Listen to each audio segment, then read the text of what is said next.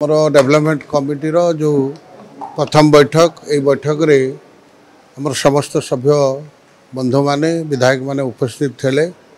अनेक सजेशन भी आसला। आगामी दिन में मुख्यतः डिपार्टमेंट को आम डाकबू 24 तारीख डेट है कारण बजेट सरकार बजेट व्यवस्था एवं आम समाज कौ कौ दिगरे कौन सबू बजेट व्यवस्था होती तर्जमा कर आम कमिटी विभिन्न अंचल को गस्त करके साधारण लोकों समस्या कथा भी बुझे ये समस्त निष्पत्ति है सुंदर।